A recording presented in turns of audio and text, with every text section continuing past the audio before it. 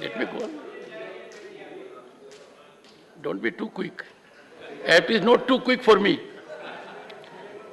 Shri Raghav Chadda, 14 minutes. 1-4. Sir, आज मैं सिर्फ 2 करोड़ दिल्ली वासियों की ओर से नहीं बल्कि 135 करोड़ भारतवासियों की ओर से बोलने के लिए खड़ा हुआ हूं। सर, इससे ज़्यादा असंवैधानिक, गैर कानूनी कागज़ का टुकड़ा एक बिल के माध्यम से शायद ही आज से पहले कभी संसद भवन के भीतर लाया गया होगा। और अपना वक्तव्य शुरू करने से पहले मैं महाभारत के एक अंश का वर्णन करना चाहूँगा जिसे रामधारी सिंह दिनकर ने एक बहुत ही महत्वपूर्ण कविता में लिखकर बताया है, जिसमें भगवान श्री कृष्ण एक शांति दूत बन के पांडवों की ओर से हस्तिनापुर जाते हैं शांति का प्रस्ताव लेकर। कवि लिखते हैं, मैत्री की राह बताने को, सबको सुमार्ग पर लाने को, दुर्योधन को समझाने को, भीषण विध्वंस बचाने को, भगवान हस्तिनापुर आए, पांडव का संदेशा लाए।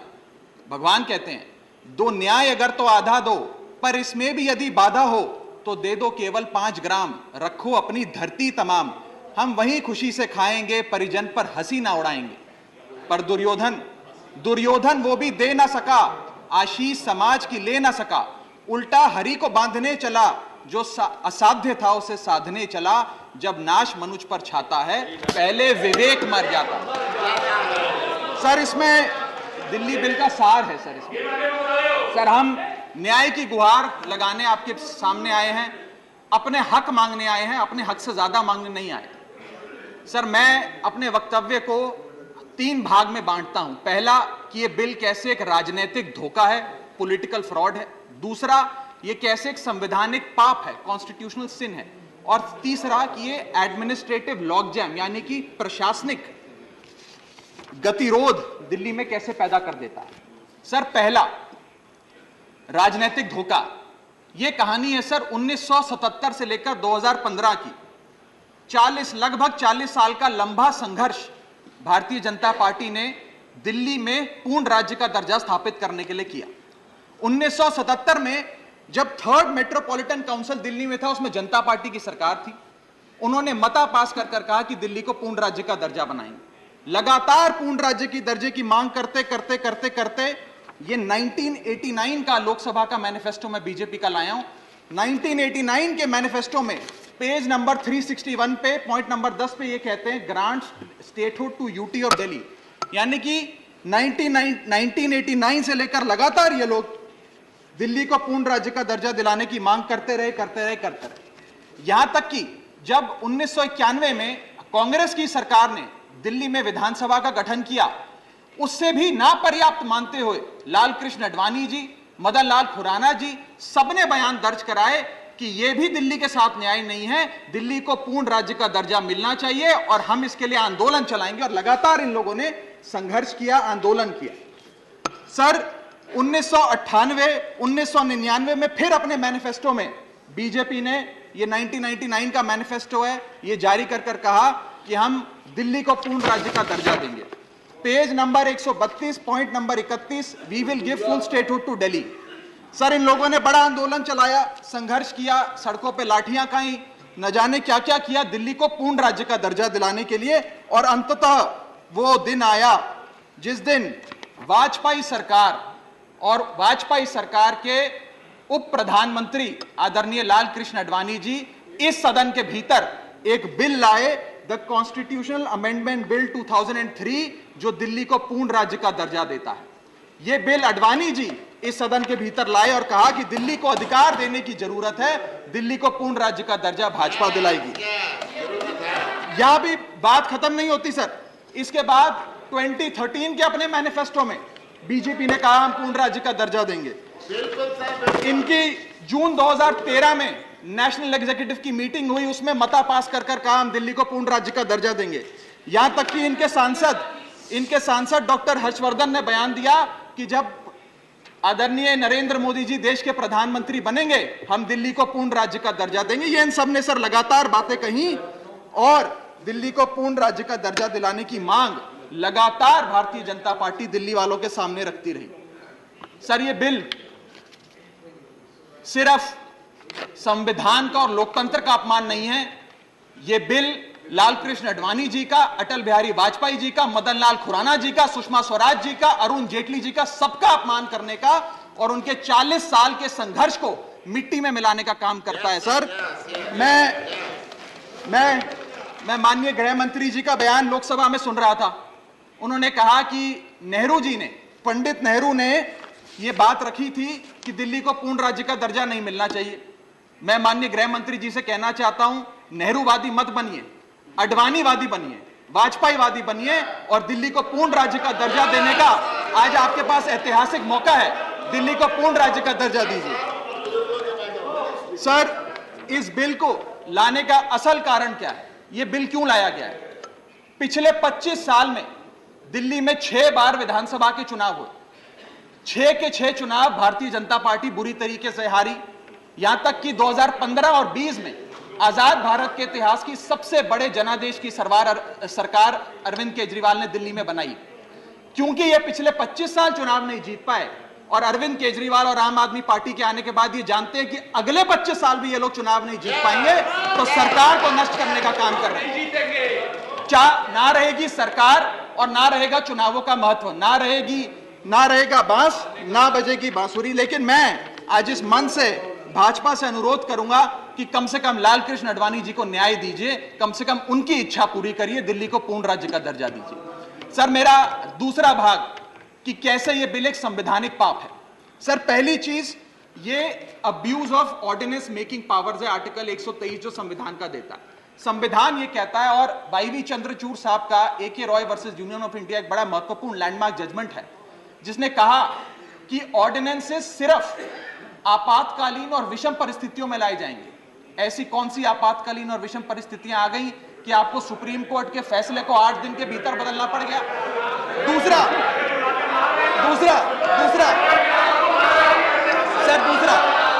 देखिए सुप्रीम कोर्ट की दूसरा बिंदु, यह सुप्रीम कोर्ट का अपमान है। सुप्रीम कोर्ट के फैसले को 8 दिन के भीतर 5 जजों के संवैधानिक पीठ के सर्वसम्मति के फैसले को बदल के आज भारतीय जनता पार्टी ने एक मैसेज दिया है कि हम सुप्रीम कोर्ट को भी चैलेंज करते हैं, सुप्रीम कोर्ट के फैसले को भी नहीं मांगते।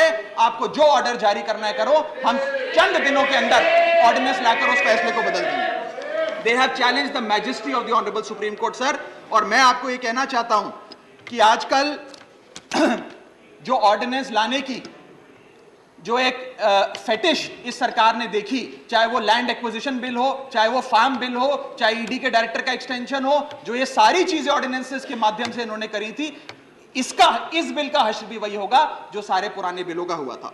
सर, थर्ड बिंदु कि कैसे ये बिल संघीय ढांचे को एरोड करता है। हमारा भारत का संविधान और सुप्रीम कोर्ट का 2023 का, 2018 का संवैधानिक पीठ का फैसला कहता है कि दिल्ली के पास एक यूनिक फेडरल आइडेंटिटी है, यूनिक कॉन्स्टिट्यूशनल आइडेंटिटी है, और भारत का संविधान जो हमें संघीय ढांचा देता है, जो शक्तियां देता है, उन शक्तियों को एनक्रोच करने का काम यह सरकार करती है, हमसे अफसरशाही और तमाम शक्तियां छीनकर। मैं आपको सुप्रीम कोर्ट का वो एक वाक्य पढ़ के सुनाना चाहूंगा। The majority in the 2018 constitutional जज bench held that while the NCT of Delhi could not be accorded with the status of a state, the concept of federalism is applicable to Delhi. हम पूर्ण राज्य नहीं है, लेकिन फिर भी राज्य का दर्जा एक संघीय ढांचे के परिप्रेक्ष्य में दिल्ली को मिलता है। उसके बाद सर, इन लोगों ने तो कमाल ही कर दिया।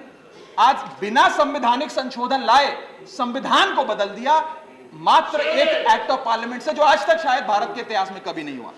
सर, इसके बाद यह बिल पार्लियामेंट्री अंडरमाइन करता है प्रिंसिपल्स ऑफ कलेक्टिव रिस्पांसिबिलिटी को। भारत का संविधान कहता है सर कि परमानेंट एग्जीक्यूटिव और पॉलिटिकल एग्जीक्यूटिव मिलके लेजिस्लेचर के प्रति जवाबदेही होंगे। ये प्रिंसिपल ऑफ कलेक्टिव रिस्पांसिबिलिटी है। इसमें से परमानेंट एग्जीक्यूटिव यानी कि अफसरशाही को छीनकर ये पूरी तरीके से कलेक्टिव रिस्पांसिबिलिटी का प्रिंसिपल, जिस पे सरकारें चलती हैं इस देश में, उसे ध्वस्त करता है। और आखिरी बिंदु संवैधानिक अपराध का, ये ट्रिपल चेन ऑफ अथॉरिटी को तार तार करता है sir. Triple chain of accountability ये होती है कि अफसरशाही की जवाबदेही मंत्री को, मंत्री की जवाबदेही लेजिस्लेचर को, और लेजिस्लेचर की जवाबदेही जनता को। इसमें से अगर आप अफसरशाही हटा देते हो तो फिर जवाबदेही की जो ये ट्रिपल चेन ऑफ अकाउंटेबिलिटी ध्वस्त हो जाती है। तो ये काम करके संवैधानिक अपराध एक प्रकार से सरकार ने किया है। सर, मेरा आखिरी भाग, ये कैसे एक एडमिनिस्ट्रेटिव हाराकिरी, एक एडमिनिस्ट्रेटिव गतिरोध पैदा करता है। ये कहता है सिर्फ उपराज्यपाल ही ट्रांसफर पोस्टिंग करेंगे एक समिति के माध्यम से, यानी कि अफसर अब मुख्यमंत्री की नहीं सुनेगा, मंत्रियों की नहीं सुनेगा। अगर अब दिल्ली में किसी के घर में बिजली नहीं आ रही, पानी नहीं आ रहा, किसी के बच्चे का स्कूल में दाखिला नहीं हो रहा, तो वो उपराज्यपाल के पास जाएगा, अपने मंत्री मुख्यमंत्री के पास नहीं जाएगा। क्या लोग जानते हैं उपराज्यपाल कहां रहता है? उपराज्यपाल कौन सी विधानसभा से चुनाव लड़ा, उपराज्यपाल ने कौन सा चुनाव जीता? लेकिन सारी शक्तियां एक चुनी हुई सरकार से निकालकर उपराज्यपाल को देता है। ये आगे कहता है सर ये बिल कि हम एलजी को सोल डिस्क्रिशन देते हैं, स्वयं के विवेक से फैसले लेने की तमाम शक्तियां। आज तक उपराज्यपाल और गवर्नर काउंसिल ऑफ मिनिस्टर्स की एड एंड एडवाइस से बाध्य थे, लेकिन यह बिल उपराज्यपाल को सुपरसीडिंग पावर देता है। आगे सर ये बिल जितने भी ब्यूरोक्रेट्स हैं उन्हें एक जुडिशियल अथॉरिटी बना देता है। यह कहता है अफसरशाही तय करेगी कि मंत्री का फैसला सही है कि मंत्री का फैसला गलत है, और अगर अफसर को मंत्री का कोई फैसला पसंद नहीं आया तो अफसर मंत्री का फैसला लागू करने से मना कर सकते हैं। और सर यह बिल अथॉरिटी, कमीशंस और कॉरपोरेशंस बनाने की, तमाम गठन करने की, नियुक्ति करने की शक्तियां सारी की सारी केंद्र सरकार को दे देता है, यानी कि सरकार की चाबी एक प्रकार से केंद्र सरकार को हाथ में पकड़ा देता है। सर, माननीय गृह मंत्री जी ने कहा था कि आम आदमी पार्टी एक सुपारी सी जितनी पार्टी है, एक सुपारी जितनी छोटी सी पार्टी है। सर, ये वो सुपारी जितनी पार्टी है जो आजाद भारत के इतिहास का फास्टेस्ट ग्रोइंग पॉलिटिकल स्टार्टअप कहलाती है। ये वो सुपारी जितनी पार्टी है जिसने 3 बार भाजपा को दिल्ली में हराया और 2 बार 2015 और 20 में आजाद भारत के इतिहास की सबसे बड़ी जनादेश की सरकार बनाई। ये वो सुपारी जितनी पार्टी है जिसने पंजाब में भाजपा को लगभग शून्य पर लाकर खड़ा कर दिया। ये वो सुपारी जितनी पार्टी है जो 10 साल में राष्ट्रीय पार्टी बनी। ये वो सुपारी जितनी पार्टी है जिसके 161 विधायक और 11 सांसद है, और ये वो सुपारी जितनी पार्टी है जिसका काम देखने के लिए first lady of United states of America और यूनाइटेड जनरल के पूर्व प्रमुख बान की मून आते हैं। सर, मैं आज अपने साथी जो आंध्र प्रदेश और उड़ीसा की सरकार चलाते हैं उन्हें कहना चाहूंगा, आपकी जरूर कुछ मजबूरियां रही होंगी जिसके चलते आपने ये फैसला लिया इस सरकार के इस बिल का समर्थन करने में। कुछ तो मजबूरियां रही होंगी, यूं ही कोई बेवफा नहीं होता। लेकिन मैं आपको कहना चाहता हूं कि आग जब लगेगी तो बहुत दूर तक जाएगी। राहत इंदौरी साहब का एक बड़ा महत्वपूर्ण शेर है, अगर खिलाफ है होने दो, जान थोड़ी है, ये सब धुआं है, आसमान थोड़ी है, लगेगी आग तो आएंगे कई घर जद में, यहां सिर्फ हमारा मकान थोड़ी है। लेकिन जब आपके घर में आग लगेगी, आम आदमी पार्टी आपके साथ खड़ी होगी, मैं आपको विश्वास दिलाता हूं। और सर, मैंने अपनी बात शुरू करी थी महाभारत के एक अंश से, मैं समाप्त भी महाभारत के एक अंश से करूंगा। सर, बीच कुरुक्षेत्र के मैदान में जब युद्ध प्रारंभ होने वाला था तो युधिष्ठिर ने शंखनाद करने से पहले एक घोषणा करी और कहा कि यह धर्म की लड़ाई है। मेरी सेना में खड़े मेरे पीछे जितने योद्धा हैं, अगर उन्हें लगता है कि धर्म मेरे साथ नहीं कौरवों के साथ है, तो मेरी सेना छोड़कर सामने वाली मेरे दुश्मन की सेना में जाकर खड़े हो जाएं, उनकी ओर से युद्ध करें। और अगर कौरव सेना में कोई योद्धा है जिसे लगता है कि धर्म युधिष्ठिर के साथ है, पांडवों के साथ है, तो आप कौरवों की सेना छोड़कर मेरी सेना में आइए, मैं बाहें फैलाकर आपका स्वागत करूंगा। उस समय कौरवों का एक भाई युयुत्सु कौरव सेना छोड़कर पांडवों की ओर आया और पांडवों की ओर से युद्ध लड़ा। मैं उसी बात का जिक्र करते हुए आज इस सदन में बैठे तमाम सांसदों को कहना चाहता हूं, राज्यसभा काउंसिल ऑफ स्टेट्स है, हम लोग काउंसिल ऑफ स्टेट्स है, जहां ज्यादा जिम्मेदारी बनती है राज्यों के हकों की, अधिकारों की रक्षा करने की। मैं मांग करता हूं, आज आप लोग पार्टी लाइन से ऊपर उठकर, विचारधारा से ऊपर उठकर संविधान को बचाने के लिए, लोकतंत्र को बचाने के लिए इस बिल को हराइए। आज ये इतना असंवैधानिक और गैर कानूनी बिल अगर ये सफल हो गया तो हो सकता है आज के बाद आने वाले समय में ये लोग देश में चुनाव ही ना कराएं, चुनावी प्रक्रिया को खत्म करने से। बहुत बहुत शुक्रिया। Doctor Sasmit Patra, Thank you. 12 minutes. Honorable Chairman, sir. ABP माझा, उघडा डोळे बघा नीट.